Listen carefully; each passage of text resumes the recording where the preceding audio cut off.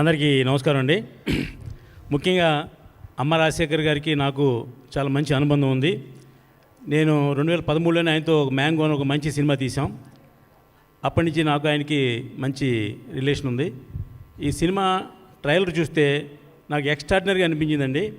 ఎందుకంటే ఒక బొమ్మరిల్లు సినిమాలో వరుణ్ సందేశ్ ఎలా ఉంటాడో మన హీరో అలా ఉన్నాడు. ఇక కథ విషయానికి వస్తే మన అమ్మ రాజశేఖర్ గారు ఇంతకుముందు 3 అద్భుతమైన సినిమాలు తీశారు.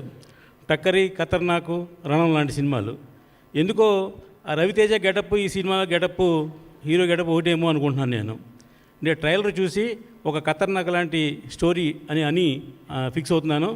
ఎందుకంటే అమ్మ రాజశేఖర్ గారు కథను కొత్తగా సృష్టిస్తూ ఉంటాడు. రెగ్యులర్గా వచ్చే కథల్ని మామూలుగా తీయకుండా ఆయన ఒక ఓన్గా ఒక కథను రాసుకుని ఆ కథని అద్భుతంగా ప్రజెంట్ చేస్తే గొప్ప టాలెంట్ ఉన్న డైరెక్టరు. ఈ సినిమా ఖతర్నాక్ అంత హిట్ అవుద్దని మనస్ఫూర్తిగా కోరుకుంటున్నా. ఇందాక శేఖర్ సూరి గారు చెప్పినట్టుగా ఏమై హీరో అంటే నేను హీరోని కాదు సార్ అన్నాడు. నేను అప్పుడే చెప్పారు ఆయన 14 వరకు హీరో కాదు, 15 నుంచి డెఫినెట్గా ప్రేక్షకులకమే హీరో అని ప్రూవ్ చేస్తుంది అని చెప్పారు. డెఫినెట్గా 14 తారీఖు తర్వాత ఈ సినిమాకి కొత్త హీరో ఇంట్రడ్యూస్ చేసినట్టుగా సినిమా ఇండస్ట్రీకి మరొక కొత్త ఆణిముత్యం దొరుకుతుంది మనకి. కాబట్టి అమ్మ రాజశేఖర్ గారి కష్టం, అలాగే రాధా గారి నిర్మాణం, అలాగే శ్రీనివాసరెడ్డి గౌడ్ గారు వీళ్ళందరూ కష్టపడి సినిమా తీశారు. ఇది డెఫినెట్గా సూపర్ హిట్ అవ్వాలని మనస్ఫూర్తిగా కోరుకుంటున్నానండి.